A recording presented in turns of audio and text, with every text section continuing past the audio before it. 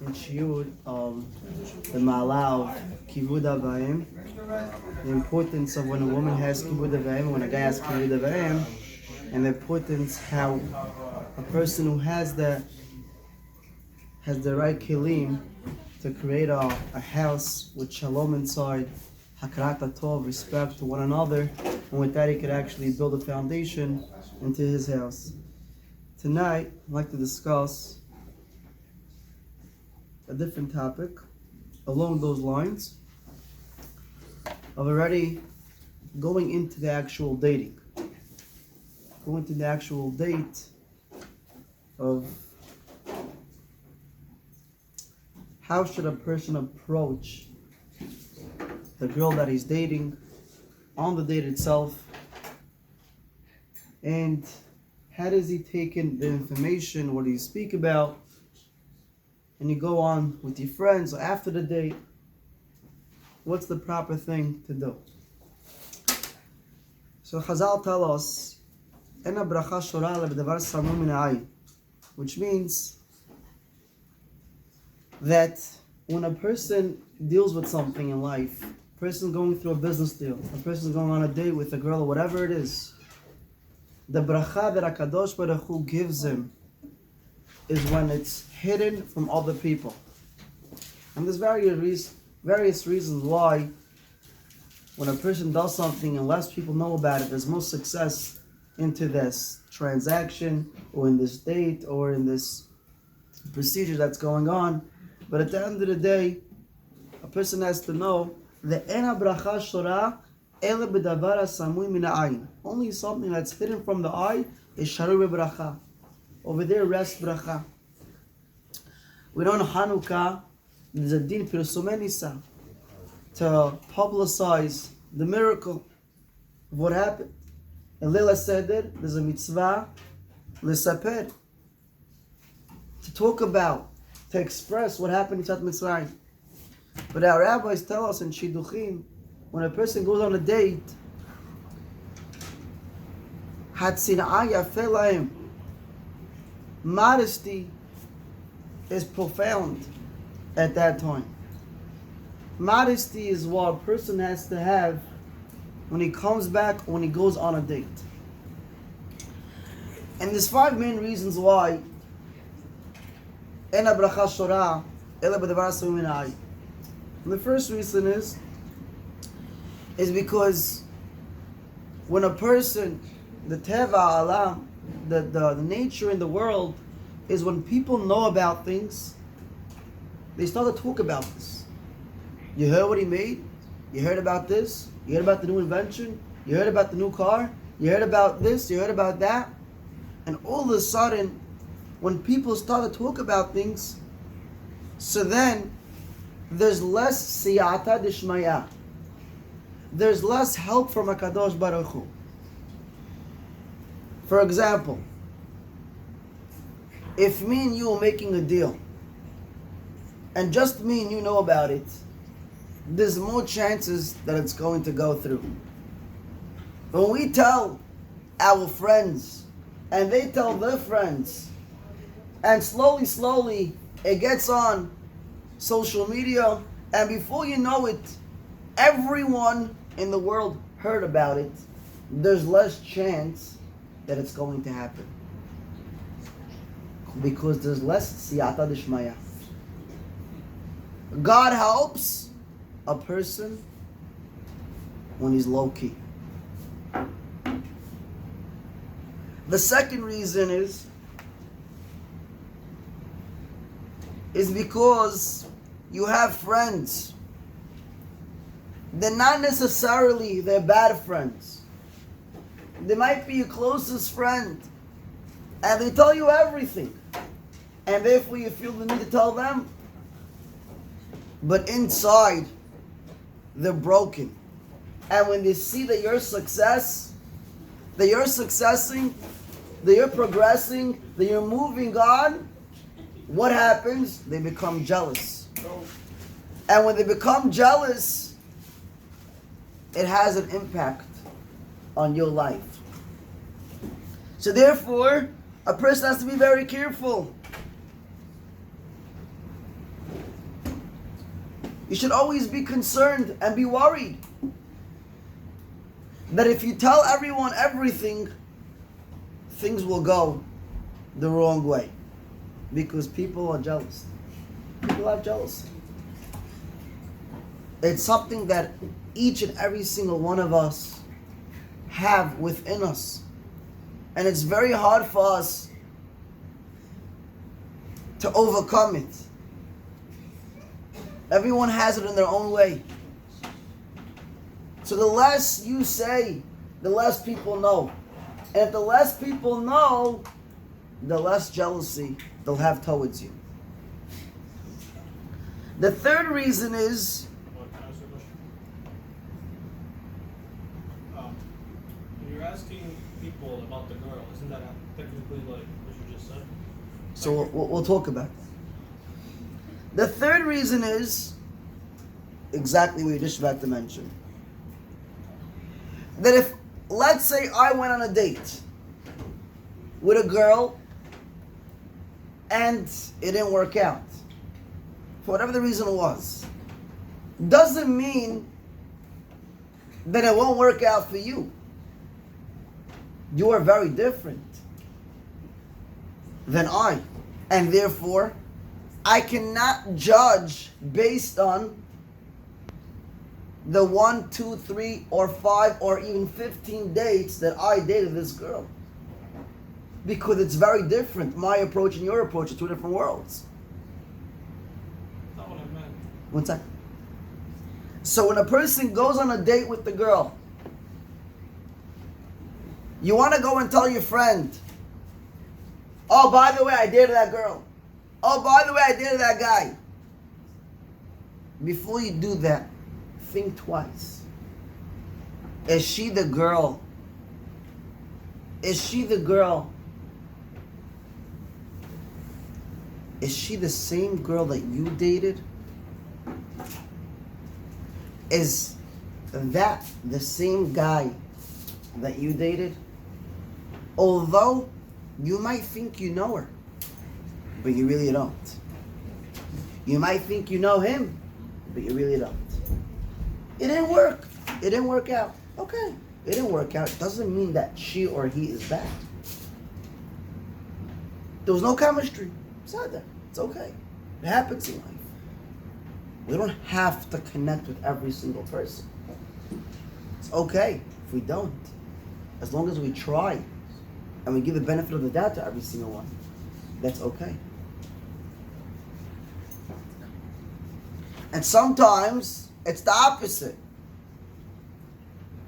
Because the guy went on a date with a girl and it didn't work out, so now that his friend gets that offer, oh, I know that girl, she's perfect for you.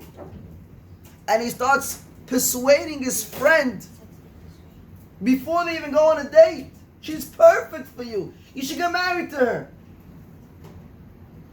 And he doesn't realize that by you persuading your friend to go on a date with that girl that you've dated many times, and you think that you know her inside out, could very be the biggest mistake your friend will make.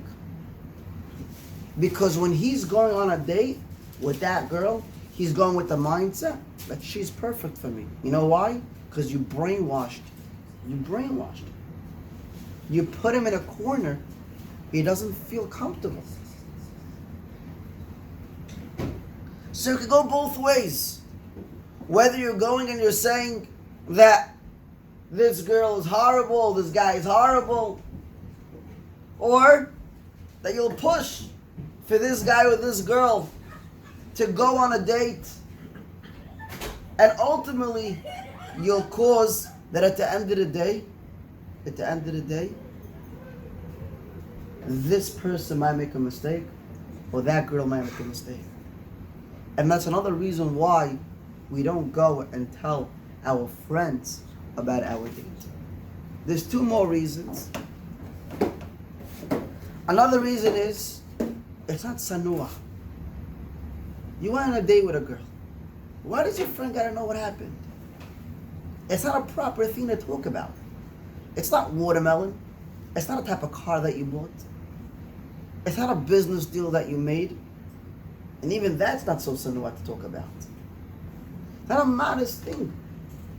There's certain things in life you don't talk about. This is an intimate conversation. This is what happened between me and her. That's it. Or me and him. It doesn't have to involve you with the situation. And the fifth reason is because ayn hara. The Gemara says in Shabbat, 99% of people, Rabbi Yosef says 99% of people die because of ayn hara.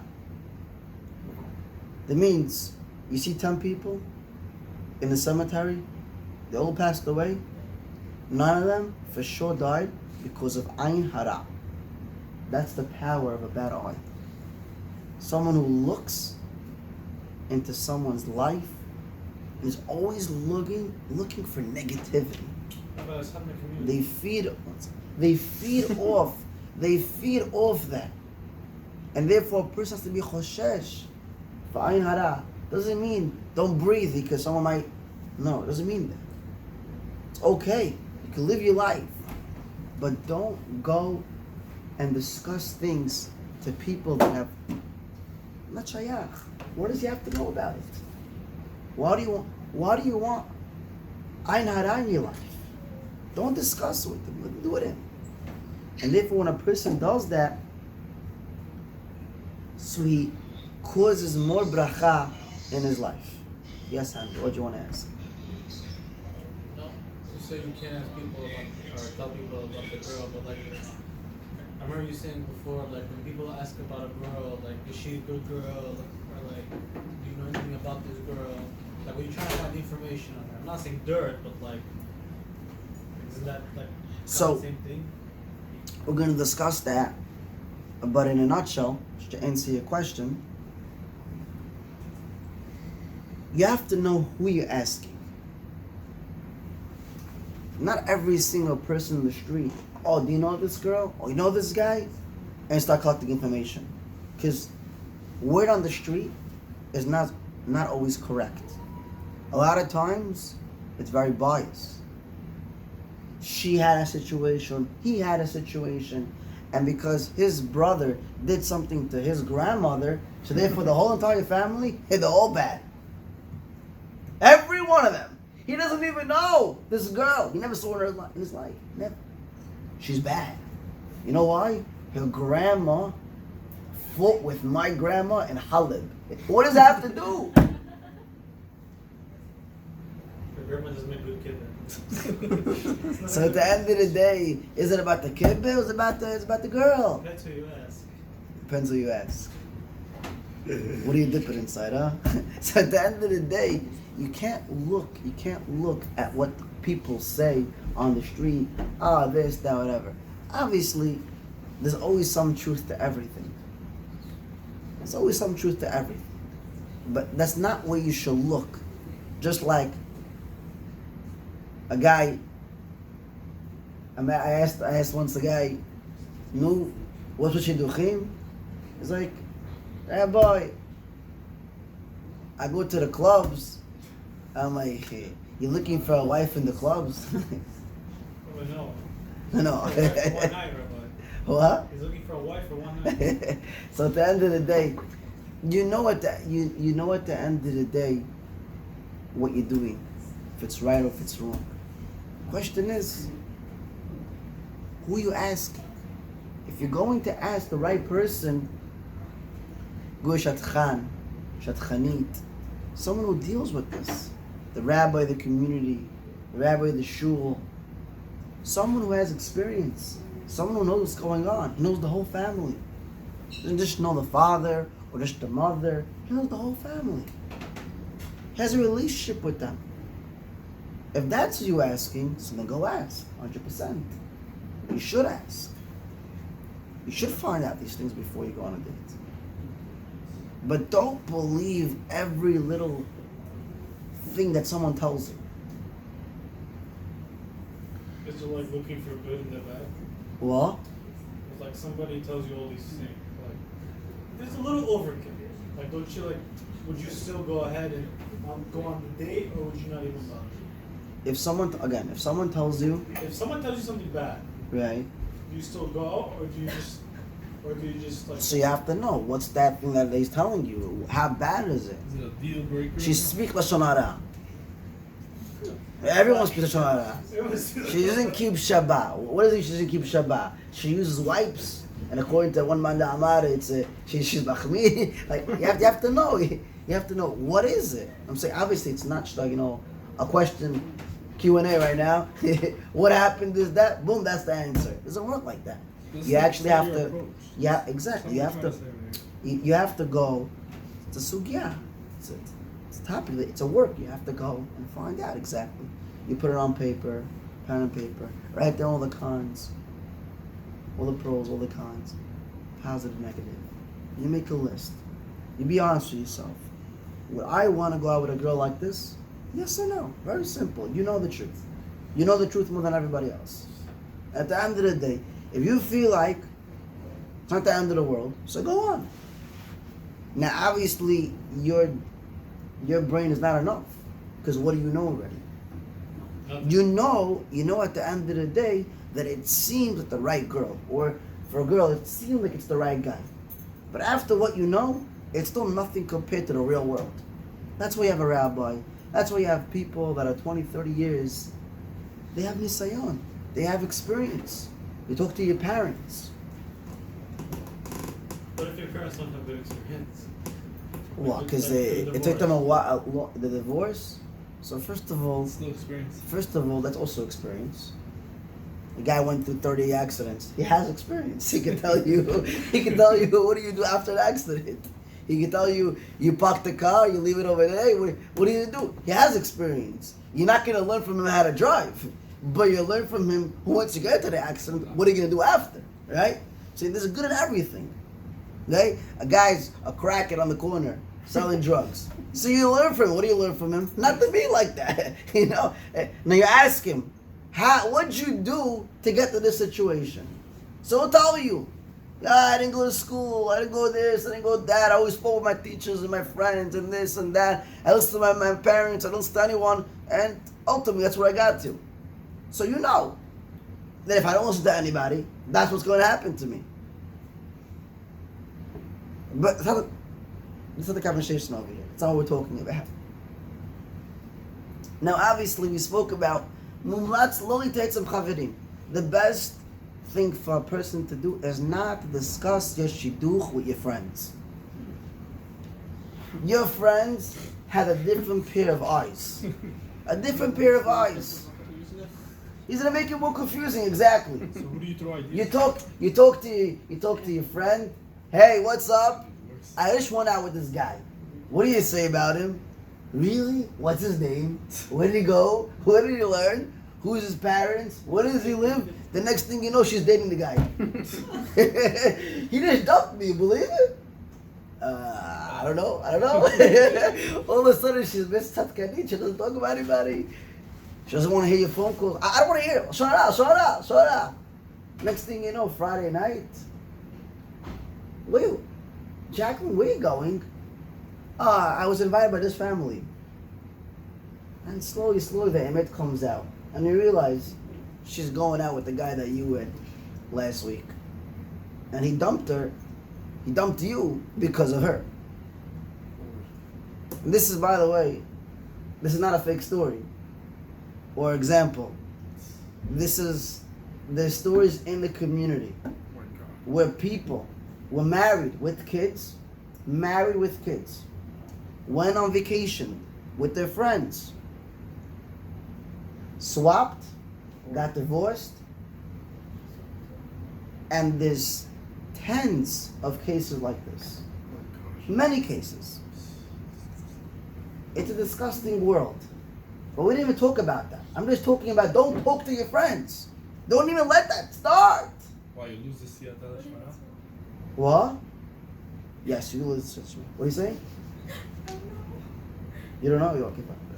So at the end of the day, mulats, it is best not to don't ask for advice from your friends. Don't ask. What do they know already? Don't ask. What do they know already? They want to help a guy. Why you think they're jealous? A lot of times people are jealous. A lot of times people think that they're helping you, but they're just making it more complicated for you.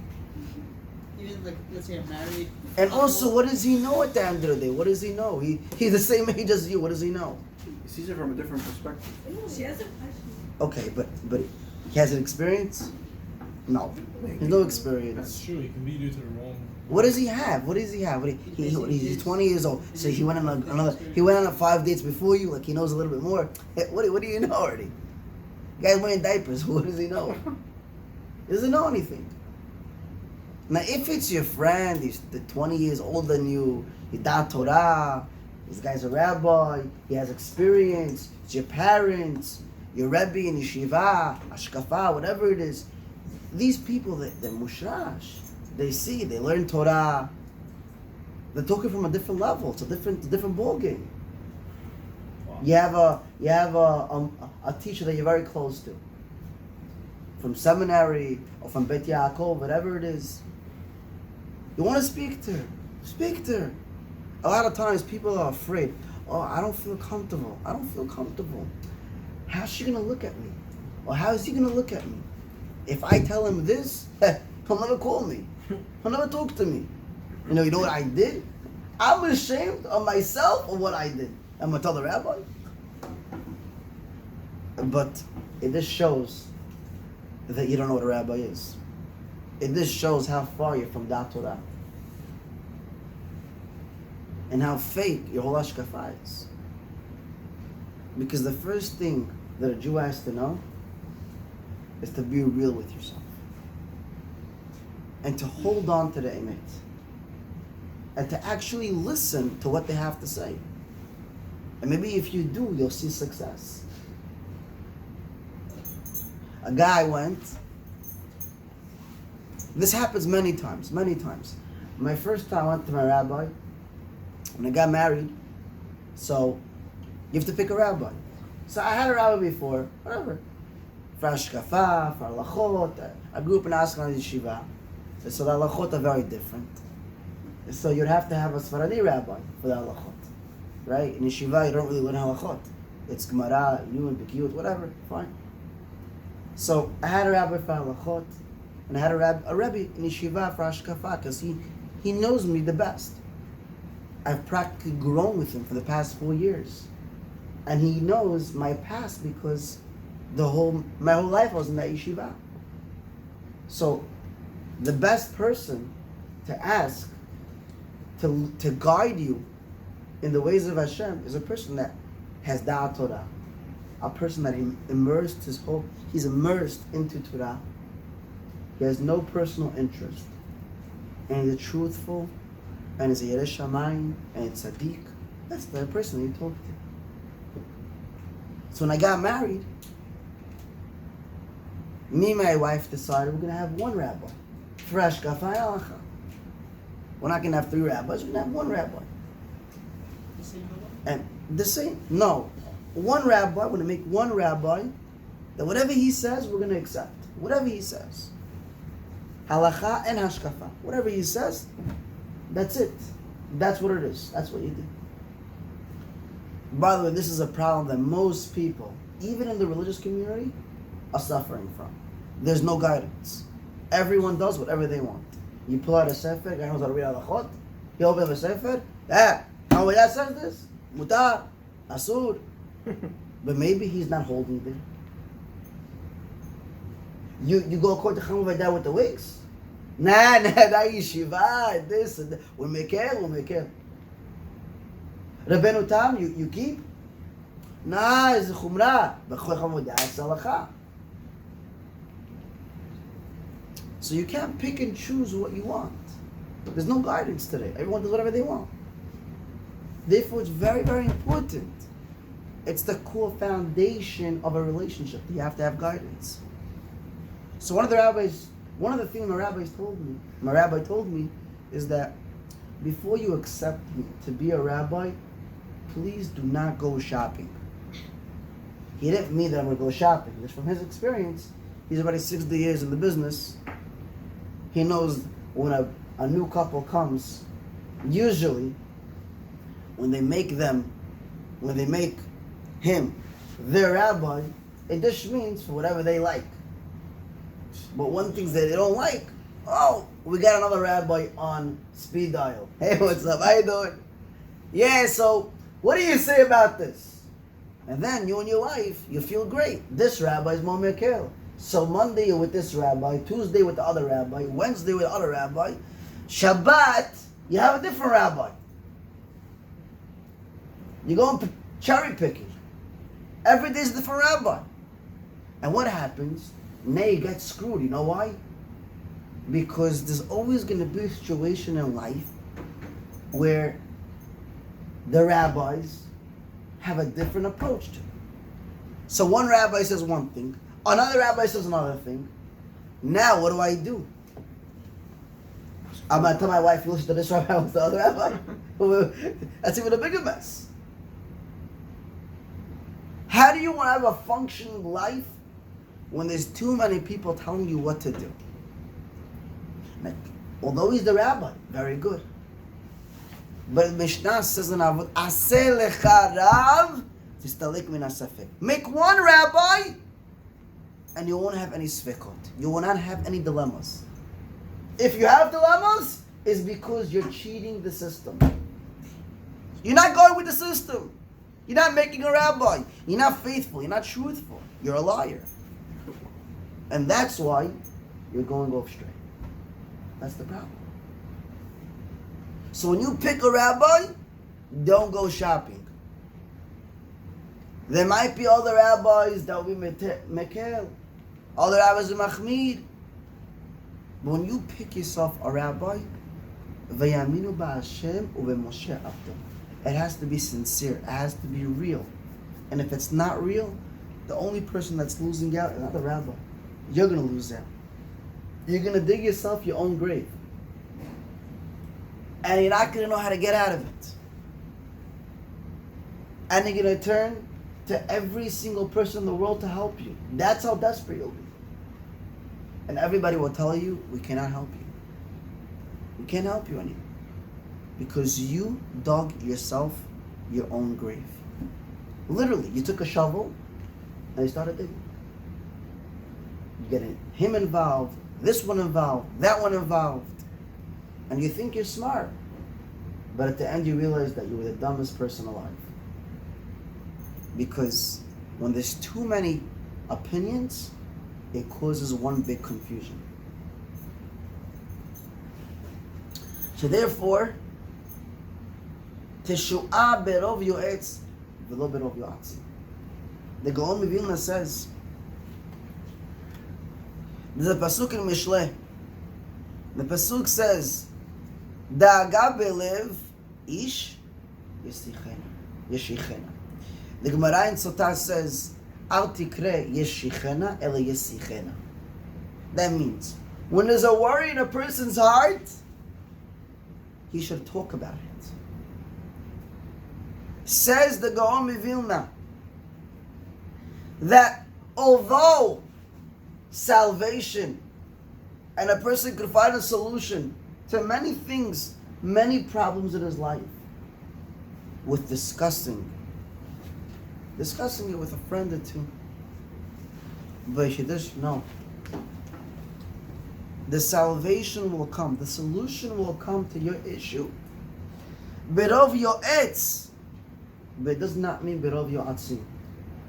The more the person that you're discussing your issue with is brighter in Torah, he has more intelligence, more chokhmah, more wisdom, more anava, more yirat shamayim, there will be more success in his solution to your problem.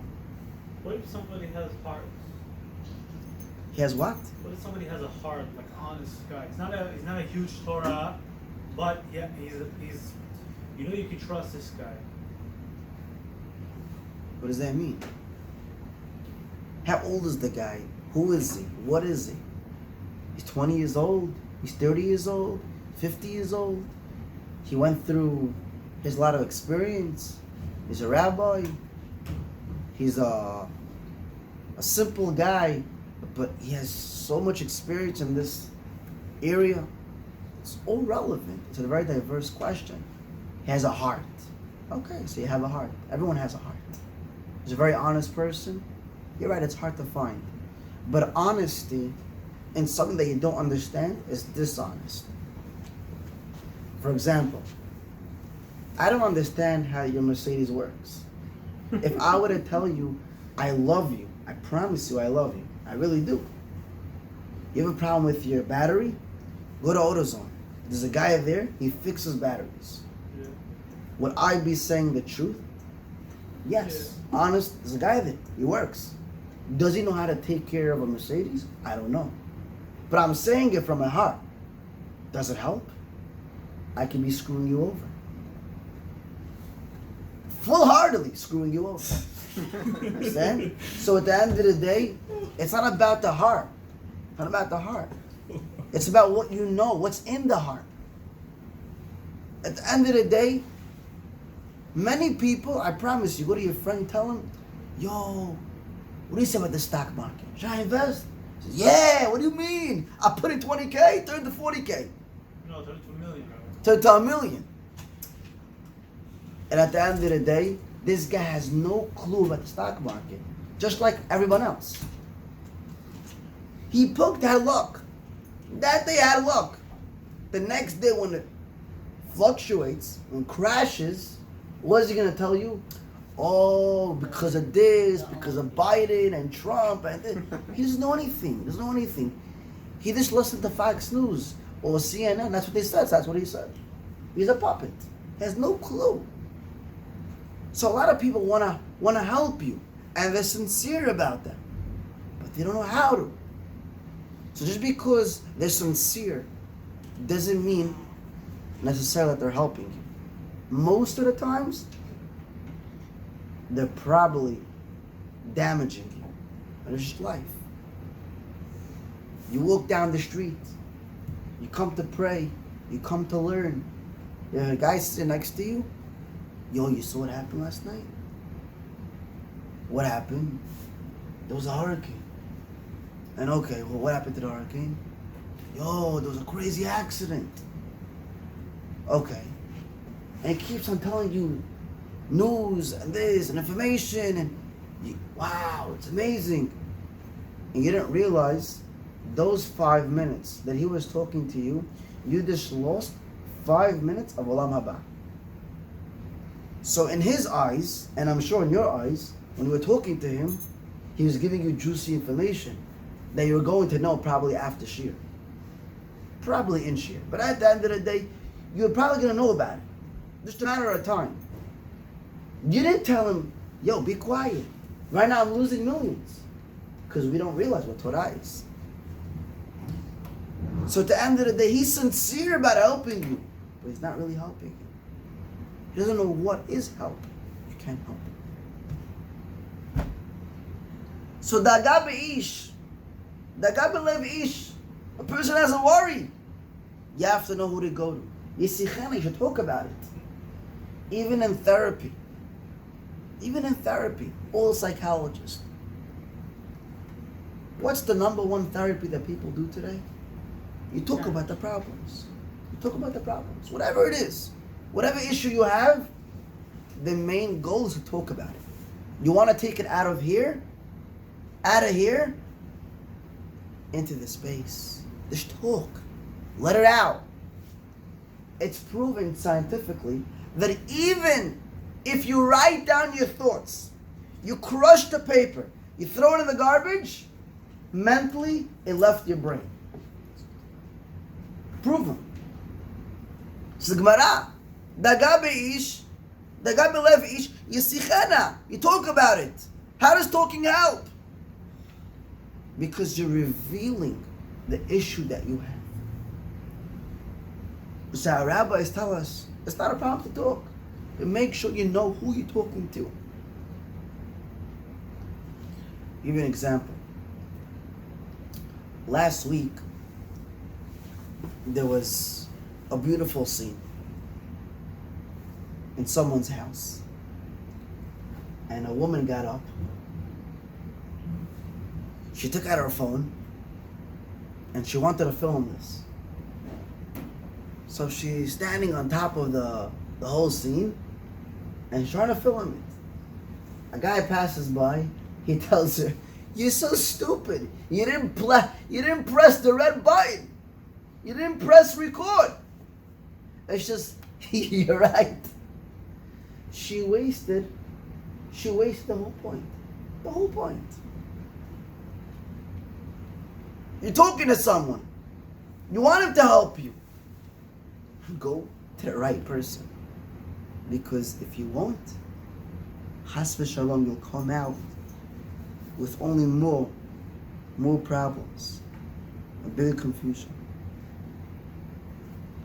A person, Baruch Hashem, was born with brains. Each and every single one of us has a brain to a certain extent. How much do we use? That's up to us. But everyone was born with a brain. And Shlomo HaMelech writes then in Mishleh, Perek Tet Pasuk Tet, Ten lachacham v'yichkam od. When you give something, words of wisdom, to a wise person, it only makes him, it enhances him. When you give words of wisdom to someone that is not so bright, sometimes he doesn't know what to do with the words. He uses it in the wrong way. Obviously, we all have a brain, and there is common sense in the world, even though it's not so common. But we all, to a certain extent, have a brain of our own, and we know more or less what to do with it. Now, our avodah is, in the practicality, to go and to use our brain and to act towards other people with decency. So until now we discussed pre-dating. Now this is a mash on the date, going into the date. There's a couple of things that I'm not going to mention. Some of them are obvious, but just to point out these important details, these points where we should act in according to on a date. A man going on a date, the guy should always be the one paying. No matter what. You have money, you don't have money. Take a loan. Come with your parents' credit card. I don't care. Make sure you're the one paying, not the woman. Whether it's in Israel, they don't have a car, so they pay for the taxi. Or Uber, or whatever it is. Whether it's you're by a hotel, whether you're in a restaurant, the guy should be the one paying, period. Rabbi, what if the girl, she does this, I want to see how he'll react to me spending a lot of money. So she spends $700-800 at the restaurant. How? I don't know. She does it, like, tries her best. So then you know You get a bill something's tonight off. for $1,000. So then you know something's off. If she's trying too hard to test you, this is already an issue, right? Yeah. You answered your own question. Anyhow, once you paid, obviously you don't come back to the girl, to the date, and say, by the way, you know how much was the bill? You know how much I paid for you? You know how much your Coke was in this restaurant? A lot of money. You don't say how much you paid. You don't mention how much was the car ride, the tolls, the battery tunnel, whatever. You don't mention that. Don't mention these stuff. I know it's obvious, but certain people in this world, they're crackers. If it flashed, that was $10. Yeah. That cup right there was $15. Rabbi, I feel like You want tap water, or you want I'll bring you from the bathroom some water over there from the faucet. The Israeli style. Let me get some time. Oh, you come with the Poland Spring. I don't have the ashgacha over here. I don't know what the ashgacha is. You pull out a bottle out of your jacket. You start putting. You want ice? I'll get you the ice from there. Whatever. Oh, do you have experience? Like, have you ever tell stories like this? Legit, this happens. Like, people came with water bottles? And Whatever. I'm not gonna tell you. Things we happen.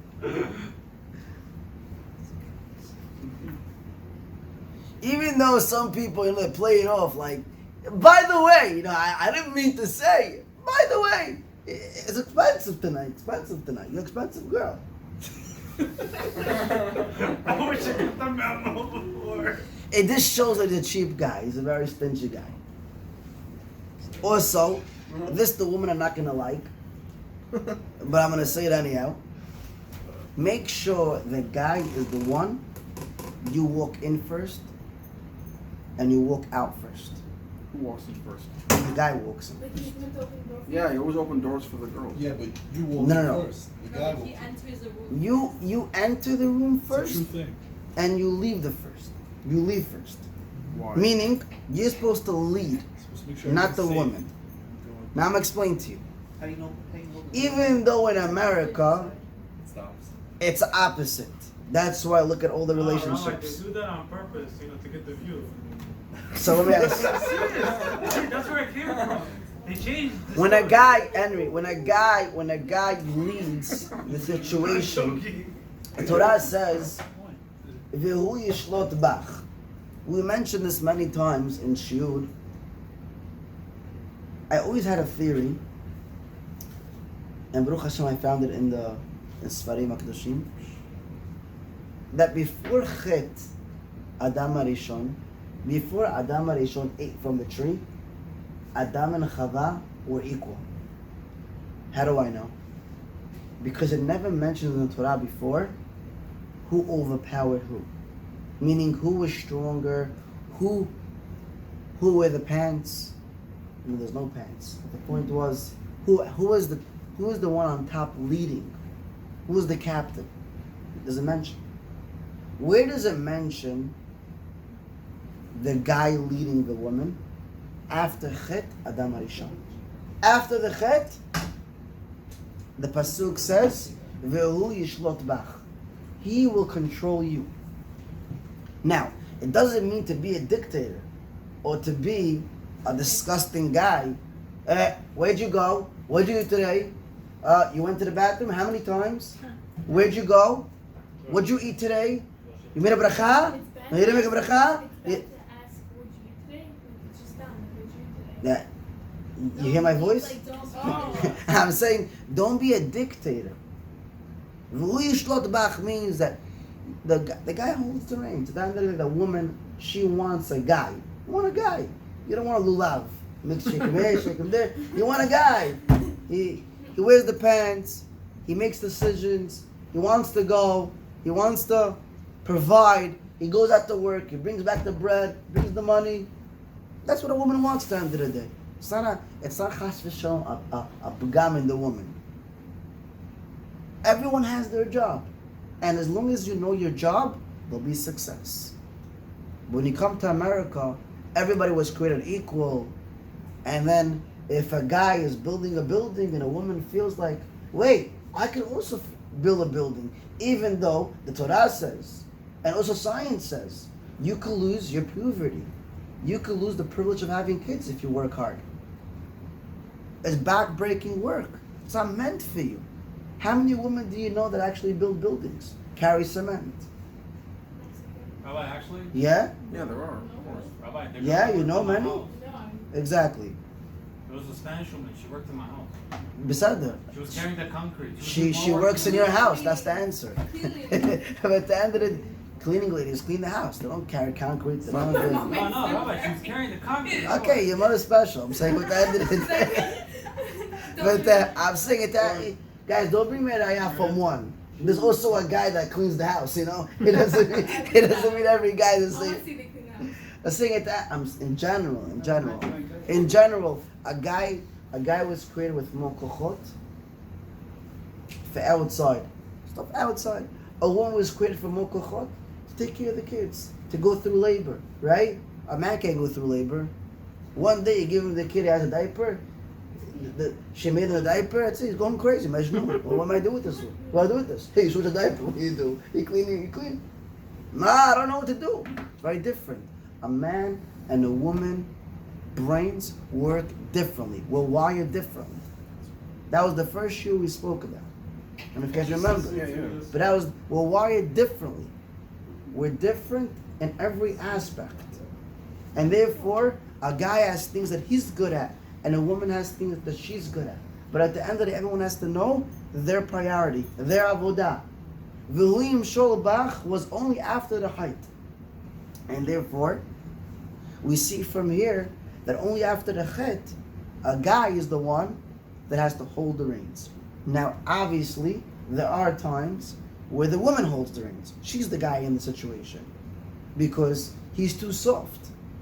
Some people are like that, they're very soft. So the woman has to make the decisions in life. But al pi rov, the woman is always waiting for the guy to make the decision. What do you want to eat tonight?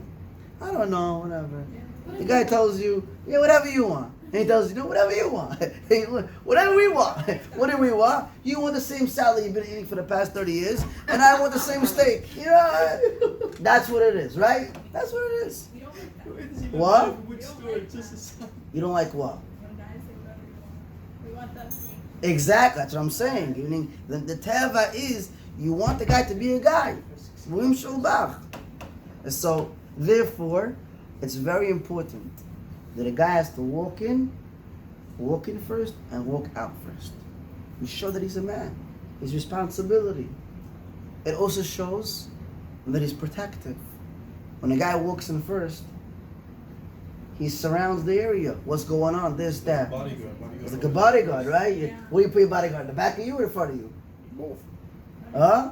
If you're rich, you have It depends. Are you rich or you're not rich? Or you know what a bodyguard is, Bechlal, right? So at the end of the day, it's not just a bodyguard, but it's a real thing. A guy is your foundation.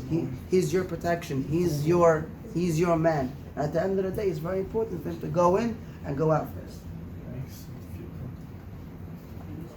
Makes a lot of sense. Now, obviously, there's a lot of things besides this that a person has to know what to do on a date, what to do on a date. Sometimes a person goes on a date and he feels like, ooh, what's gonna be? We're gonna get stuck. Huh? It happens to everyone. You go on a date, you're thinking of what to say.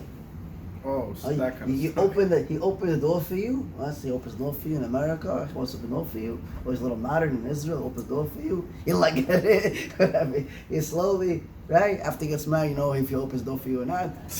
He's closing the door. He hikes, beep beep. You coming? No, I'm going. That's it. Wait. No. At the end of the day, what happens? People are afraid. It's embarrassing, you know? Even though it's really not embarrassing to think about it, because the same way you got stuck, she also got stuck. Because if she didn't, then she would come up with another conversation. Or switch the conversation. Or whatever. Make it interesting. It's okay, we'll speak about that in a moment. But there's many things in a day where a person...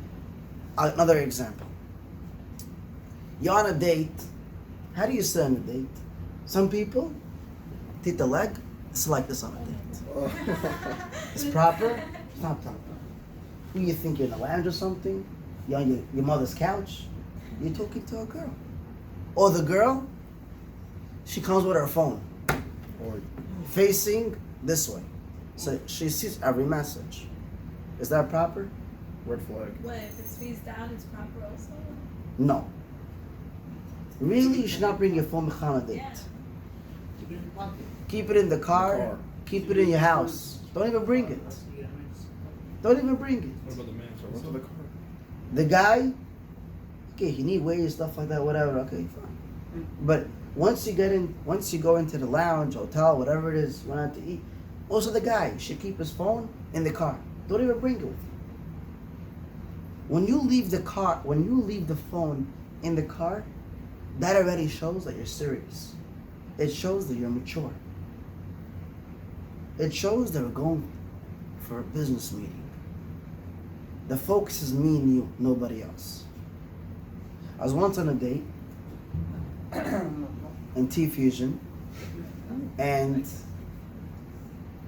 the waiter, at the end of the meal, after 3 hours, the waiter tells me, you know, I was staring at you guys for 3 hours. I'm like, you that bored? Like, what's going on? He's like, no. I wanted to see. I'll tell you the truth. I saw something in you and her that I never seen in anybody else. I said, what'd you see? He says, when she was talking, you were 100% listening to every single word. And when you were talking, she was 100% focusing to every word. And I'll tell you, the only reason why is because I looked at her as a potential to get married to her. I didn't end up getting married to her. But at the end of the day, at the moment, I looked at her as she is a potential to get married to. She potentially could be my wife. He potentially could be my husband. That's how you have to look at a guy. So at the end of the day, when you look at it serious, when you come into something serious, most probably it'll be serious. But if you're cracking jokes on the way, you bring your phone and TikTok and hey guys, this, that. You see your friend over there, hey Joe, what's up? Hello. Maybe she's not comfortable. Maybe she doesn't want to know this guy. And start talking to him for 20 minutes in the middle of your date. Not proper. You go into something, be serious, be mature about it. Not everybody has to know you go on a date. You want to eavesdrop on us?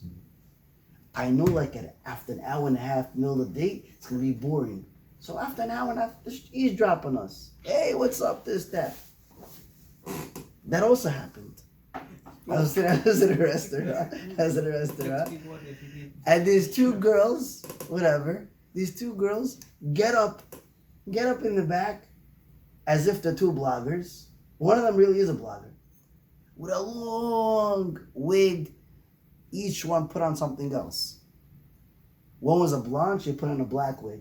Another one that was black, she put on a blonde, and how do you know this is all fake? They're wearing sunglasses indoors 10 o'clock at night and a huge hat. So look at the girl.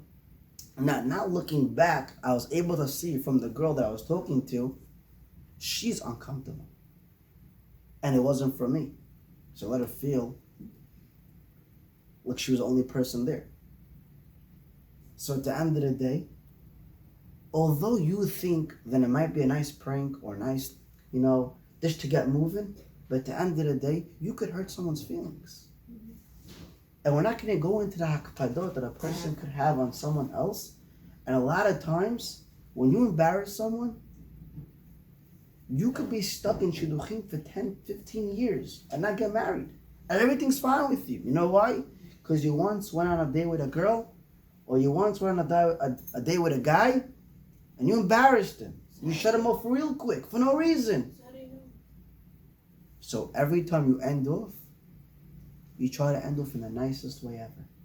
And if you feel like you messed up, you give a call to the shadchan, or some way you get in touch with the boy or the girl, and you ask for mechila. Because a lot of times, even if you get married, chas v'shalom shouldn't happen to anyone.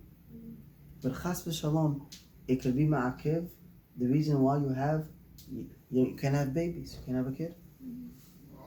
Or akbadut could go so far. Therefore, it's very, very important for us to be very, very careful. Not everything you hear, say, and not everything you think about, you should say also. You have to have a process of elimination also in your brain. What to say, what not to say. I think about Dumbo. Yeah, well, Dumbo's a conversation now. No, it doesn't work like that. You have to have a normal conversation. I have a question. So you were talking about how the guy always needs to pay, right? Let's say the guy isn't financially stable and we split the bill. Is that okay? I don't know. It's not sometimes I feel bad, It's not proper. If you can't afford to take you on a date, to get a restaurant, so either you could go on a simpler date, You go on for ice cream. There's alternatives. And between me and you, we're talking about a steak, right? You would rather go on a date, have fun, talk about mature things, adult conversation about what life is, what you want from him, what does he want from you, how you want to develop this journey together. That's what you really want. The steak is to be, agav, we're eating over here also. So it shouldn't be awkward. Well, Right? if you- But at the end of the day, that's not what a date's about. And you feel like he doesn't have, so that's where that's where you go in and you tell him, listen, I know, in a nice way, yeah? Yo, you're broke. We're not going there. No, you don't do that. You in a nice way, you tell him, listen, I know you want to take me to La Marais and you want to pay $3,000 and whatever, but facts are, I don't want that. I don't want that. You can't afford it, whatever. Say it in a nice way. And just whatever. I'm not about that. I want something simple. That's it. So a dinner date should be how many dates in? What? Like a dinner date should be how many dates in? Third, It depends fourth? on the guy. It depends on the guy. But I would say for you, it should be your third, fourth date. That's- Third, fourth date. No, because a dinner is more serious. Now in the modern world, what do you mean? Dinner's the first date. Yeah. The first time you meet a guy, right? You take him to a steakhouse, you start eating. Let me ask you a question. You really can eat steak to a guy you never saw, you never met in your life? I'm not talking about a crush and this and that and stuff like that. And you've been around or whatever in clubs. So now you think this guy is whatever. Another guy, another guy on the list. But if you're looking to get married to the guy, and the first date you go on is eating steak or whatever, you're not really having a normal date. Why? Because your focus is more on the steak. You're not. You're really talking, but he decides to. I mean, everybody has different. You really feel What if you- comfortable? You really feel comfortable eating a steak on the first date? Not a steak. You don't have to eat a steak. I'm saying in general, a dinner is like a real meal. Not So that's what I'm saying. The first date is not comfortable. At least from all the dates that I went on, the girl was never. Stop. They're pushing the more religious world. It's not the approach to go. Yeah, it's always. By me, it wasn't even a salad. The first time when I was in a lounge, the first two times I was in a lounge, and I was just drinking water, or she wanted a tea or a Coke, whatever, this Fanta Sprite, something light. It was more tacos. Yeah. Okay, I also went 4 dates and then I proposed after the 5th date. But I'm saying at the end of the day, it's very different. I'm not comparing me to you. But I'm just saying at the end of the day, it was more tacos. It was more. You know the person after 4 dates. No, you know only. Let me when ask you're you a married. question. After 15 dates, you know the person? You'll never actually You never know the person. Exactly. Till you get married, till you have kids, then you'll start knowing the person. How are you But you sure that still you don't want know. to marry her? We compare and contrast more or less what I want, what she wants. We have chemistry. We talk about certain things. We'll see in this later in the shooting, but from what we spoke until now is you compare and contrast what you have in common, what she has in common, what you want in your day-to-day life, what do you want to grow into. And on that journey, you feel like you both could combine, commend to one to make a better life together. If you feel like you have that, then you have what it takes to move on. And how you define that? On a date. You speak about it. I know a guy, he got engaged, and then all the issues started happening. I asked him, did he go on a real date? He tells me, I went on one real date. He knows the girl for over a year. Only one real date. That's enough? You know how many people that you and I know, they went out for years. Years. They lived with each other. Did everything with each other for years already, and now divorced? That's so scary. It just shows you that you could be with a person for years and you still don't know anything about it. So the whole dating process is not about if you know or you don't know. Because the truth is you'll never know a person. As much as you think you know yourself, you don't know yourself also. Because you know yourself as a single woman. Once you get married, you have to put up with another person in your life. Another guy. He could be very nice. He could be ruthless. He could be a dictator. He could be a scumbag, for all you know. He could tell you one thing and do the opposite. So you have no clue. So you're going into life blind. You have no clue what's going on. So again, all these things, you sit down on a day, you talk. When there's no phone and there's no state, there's no distractions, you're able to find the truth. But that's why I said the first date is not healthy to have a full dinner on the first date. Because you're not. First of all, you're not comfortable. You don't know her. She doesn't know you. You don't feel comfortable. Second of all, you don't want the date to be about the food. What do you want for dessert? We don't want dessert. I want to talk to her for dessert. I want to see what she's about. Oh, it's so cool. You look like strawberry shortcake. We gotta get married. No. That's not what it's about. You look like Caesar salad. Wow, when's the last time I saw a guy like Caesar salad? That's for the side. And he also has fries, and he also has this, and he also has that. So at the end of the day, really you should push it off a couple dates later. So would you consider, like, the guy, like, if I offer and he accepts my offer and we split the bill, would you consider him a bad person? These rules are not that he's a bad or he's a good person. The point is the approach, the mindset. The guy should be the one paying the bills. Let's say you don't think of it. Okay, and now like he doesn't have. Let me ask And you. he's working on it. Let me flip the question. How would you feel if he came to you and told you, "Hey, do you mind paying for the bill? My boss didn't pay." Huh? No, that's already Maxim. Why is he Maxim? He doesn't have. He doesn't have He doesn't have this scared. I see. Okay, but if he has, What? if he has, but he doesn't have. But the enough. bill is expensive. Oh, he doesn't have enough. 10. I hear. What does it mean he has? It's no, he's like. He What has, type of car is he driving? A BMW? He has enough money for the gas? He doesn't have enough money to pay for No, your he dinner? doesn't even drive me Scared. scared. Why are you doing No, that? I'm asking because Him? It's a scenario. It's not him. I'm just asking because that's my position right now. Like, I just want to know. Like, if that's. So I already answered you guys. Don't what's it called? Don't go to these situations.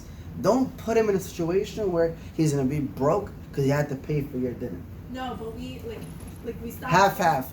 It's not helpful. Don't do No, that. not that. But like, if you stop going on dates because he's broke, like that's also bad, no? You don't have to go out for food. You did to yourself. You sent me scanned. You started paying half for the dinner, and then you realized that half he doesn't have any more half. But what Yeah, if she's but the saying museum like is free. he knows that he's Is that working not a on date? his financial. Yeah, he's like working He's on it. working but on he's it. not- One day he'll like he's mature about it, but he's working on it. Now he can't really. Like, I'm not gonna leave him because he's broke right now, I didn't say you should leave the guy because he's broke. But I personally also miss going out. Listen, you guys could go out. It's not an issue. If you guys are going out seriously to get married for the right intentions, go out. It's no problem. Obviously, it's in the guidance of halacha. No touching, hugging, and all that stuff. But at the end of the day, if you're going out to a place that you both cannot afford, then why are you going there? I think it's wrong to jump into a situation and then say, half-half? No, don't. No Let's half-half. say you're dating for like a year already, and you didn't know that like it wasn't a problem in the beginning, and now it's a Okay, problem. things happen. Listen, what do you think? You marry a guy, he's rich, he's Olam is gonna be rich. You marry a guy that's brilliant, Olam is gonna be brilliant. I'll tell you one thing. You marry a guy, he's handsome. Olam is gonna be handsome, he's gonna be ugly. One day, we're all gonna be ugly. So he's gonna dump us, right? He'll dump you because now you're not as beautiful as you were when you were single when you went out. There's ups and downs in everything in life. But you shouldn't go into a situation knowing that it's half-half. That's not healthy. You get what I'm saying? The mindset of going into life half-half, that's not good. Because basically you're telling him, it's okay. So It's I should okay. stop like offering. Don't go to these places. Let's say he says let's go out, so like I wouldn't offer at all. Tell him I forgot my wallet. That's so mean. I don't get you. It's nicer to go to a place, get yourself into debt, because he offered to go to a place where it's too expensive for him. If he was that mature, I'm not saying that he's not mature, I'm just saying your scenario. If you both were mature enough, you would realize that it's not worth it for both of us to go to a place to pay half-half. Because we're not holding it. It's like a guy, he takes you on a date, he has a Mercedes. And it gets to empty. He says, you want to split half-half on the gas? Oh my God. What are you telling me? I'm taking an Uber home. You want to split half-half? You're not going to go on because you realize this guy not serious. You don't go to a place and then half-half is the answer. I feel like You only have half-half in the Snapples. It's not. In real life, you don't live half-half. Do you think the same about like driving? Like the guy should always drive? I'm sorry, I have all these questions. But like, A woman could drive. We're not holding that level that women shouldn't drive. Only in certain places women don't drive for its new purposes, but that's a whole different shoe for itself. We're not holding there. Do I hold that if a guy and a woman are in the car, should the woman drive? Not necessarily. The guy should drive. For his benefit, not for your benefit. And you won't really know, for your benefit also.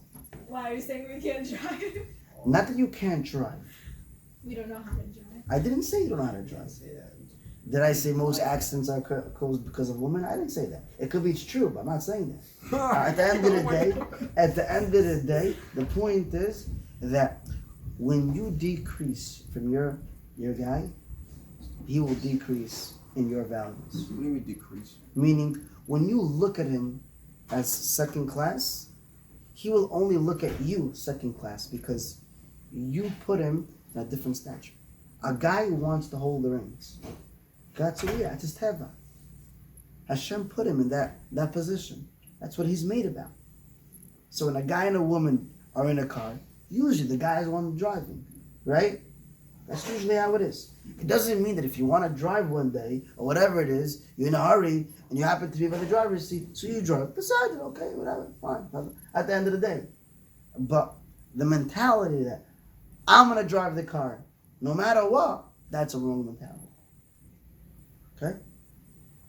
And just to end off the shiur, so we want to go back to one of the things that we mentioned that obviously a person should do on a date. So there was a mashal, a king. He had a son which didn't act in accordance. So he hired him a teacher that would teach him exactly everything that's proper for the son of the king, the prince, to do. After a month, this teacher comes to the king. Your Highness, your son is perfectly proper. So he says, perfect. He made a whole feast. He invited everyone. And the king from a different city, he came, different state, different country, came to celebrate with this king. And he comes to applaud him because he realizes that the king is going to give a part of his kingdomship to his son, the prince. And what happens is, the king himself is watching this scene because he knows his son as a boy that has no respect, as a boy that's very wild, all over the place, has no dignity or morality. So he was watching. He wanted to see if his tutor, his teacher, taught him in the right direction. So of course the prince sticks out his hand, but how does he stick out his hand? There was a vessel, there was a big cup. And in the handle was enough space for the prince to put his hand through, and that's how he wanted to shake the king's hand. So as soon everybody saw that, what happened? They all started cracking up. And the king got embarrassed. So he turned to the teacher and he said, aren't you ashamed of yourself? This is what you told my son? So the king, the teacher looks at the king and he tells him, are you serious? I didn't think that the prince, your son, wouldn't know such a simple thing. That when a person sticks out his hand to shake your hand, you don't put it through a cup to shake his hand. You act normal. It's an obvious thing. And then Imshal is, obviously all we spoke about is true. But there's so many more details that a person has to know. And HaKadosh Baruch Hu gave us a brain. And that brain we could use and internalize all these details. So on a day-to-day life, we'll take it and we'll act proper. After a date, just to finalize, a couple more points. After a date, you shouldn't give the girl or the boy your phone number. This is very important. Even if you went on 4 dates, can we swap numbers? No. Can't swap numbers. Why? Because usually too much pleasure is no pleasure. If I have the girl's number, or vice versa, the girl has my number, so it's like we're on a date every day. And when I see you and you see me every day, we lose interest for each other. Sometimes you don't want to see your friend for a full week. So when you see her on Shabbat, that love will be embraced. Like before the honeymoon. Exactly. Even though not everyone's gonna like that. But that's the same point. Correct. Like, as far as people do it, Not everyone. And the Iraqis don't have a minhag for that. But it's Moroccans usually don't like a have day. It's a week. A week. week, or Yeah. whatever, fine. But it's all minhagim with them, it's not halacha. But that's the same point, right? Also a date. You don't make a date. Every day's a date. You don't do that. Once a week, twice a week, depends where you're holding. But 3 times a week, but you make sure there's a separation in between. But let's say Sunday or Tuesday, Thursday, the day in between. Usually when you do these fast dates, you're also getting married quickly. So 2-3 months is engagement, and then you're married, and whatever. But the point is, you don't give a number out because you want to create more love. You want to create space. Space creates love. I'll give you an example. When you eat steak every day, you lose a taste for steak. When you eat steak once a week, you enjoy it. Chamin, joint, on Shabbat. So good. It's good, right? I love schina. You don't like it, huh? Okay. What do you like on Shabbat? The Moroccan fish? Yeah. Okay, very good. Harika. Yeah. Moroccan fish, we have to say, it's then gefilte fish. Very sweet. Gefilte fish, it's sweet, don't worry. Anyhow, at the end of the day, so the Moroccan fish, imagine if you had it Sunday, Monday, Tuesday, Wednesday, Thursday. Would you like it on Shabbat? No. No. Nah. It would Also be, tastes different on Shabbat. that's true also. If you taste it on Sunday, it's so weird. It's so disgusting. It's not disgusting. If it's from Doesn't taste- Shabbat, it's sometimes it tastes No, better. it's true. On Rosh Hashanah, I had it all Rosh Hashanah, and then Shabbat came, I didn't even want to look at it. Okay, listen. Get tired of it. Yeah. Right. So and the point is, when we have too much pleasure, we don't want to have it anymore. We don't have a connection to it. Therefore, it's much not to get the numbers, so like that you have more of a kesher, more of love, you're more stable together, more of a connection. One last point. When do you get the numbers?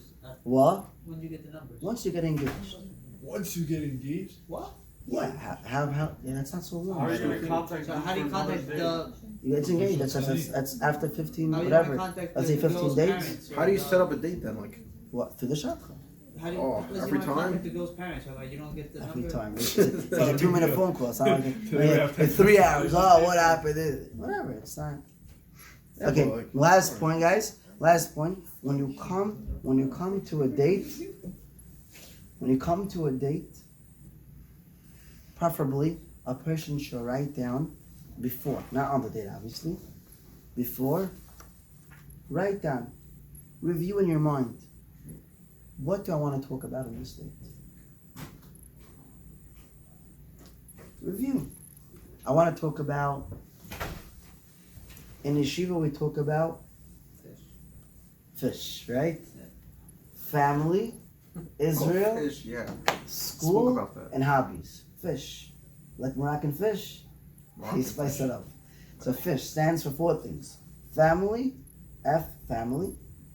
I is Israel. Usually the boys, they went to Israel, right, for a year or 2, or the girls' seminary. And then, What if not? what? What if not? What if not? So you talk about the yeshiva. That's fine. Israel, right, or experience. That's the point also. What do we have? H, what is H? Hobbies, right? We have S, school, right, school and hobbies, my bad. So family, Israel, school, and hobby. So it doesn't have to be fish, that order. You could start either way. But it is proper that you know exactly what you want to speak about. Now, don't get too worried. Ooh, I forgot to mention that. I forgot to talk about that. By the way, one of the secrets to know if it was a success, if there's a flow. You stop, and she talks, and then she stops, you talk, and you feel the connection. Current. There's chemistry. Chemistry. Current, right? It's connecting, it's going, it's moving. And sometimes that's the hatzlacha. You can already tell in the first date sometimes she's the one or he's the one. Wow. Now you don't have to agree on everything. Wait, you also like that? Yeah, I also like that. Were you with there in Israel? Yeah, melach, this, yeah. I also. At the point, if you went to the same places and you ate the same mufleta and you ate the same whatever, the same crepe, whatever, at the point. The point is, you connect on a different level. Also, the way you talk to each other. Nah, I don't agree with you. I wasn't asking you if you'd agree with me. Okay. I'm having a conversation with you. It was a way to talk also with respect, right? Also, when you talk, don't talk for half hour. And the girl, she's left with she's supposed to answer you now in a half hour of what you spoke. In the half hour, you asked 25 questions. She doesn't know where to start from. You gotta leave time also for her to answer, to respond. I know you're gonna say whatever. It's like, okay, continue with this. I gotta go to the bathroom, whatever. Wait for me. You're in the bathroom, it's 5 minutes. You go to the bathroom, it's a half hour. You have makeup and this and that. You're talking, yo, this guy didn't shut up. What are you doing? You start, let him feel a little pain. That's what I was going through for the past hour and a half. So you have to know exactly what to talk. Make sure there's a list. You know. Don't come with the list up. By the way, 1 second. The rabbit to the list is having that. No. Take this list. Write it before. Write it before. Internalize it. Ask yourself, wait, this is very important to me. Very important. This is one of the main foundations of dating. Because if it's not clear to you in the beginning, it'll never be clear to you at all. So you have to know it. The beginning has to be very, very, very, very, very important. Very diligent. Be careful. The questions that you ask. The way he or she responds. How you ask the question. How did you word the question? These are all details that you pay attention. If she's listening or if he's listening, yeah, whatever. No. Everything is very important. And you have to preserve. Every little thing, just pay attention to. You don't have to be a gaon, but pay attention to it. Because this is critical. Every moment is critical over here. And therefore, the more you pay attention, usually you'll have more success. I've yet to see people that were very straight up and said exactly what was on their mind, but in a nice way. I went on many, many dates. And just from my schedule that I told to the girl, I could tell she doesn't want me. Because it was very, very tense.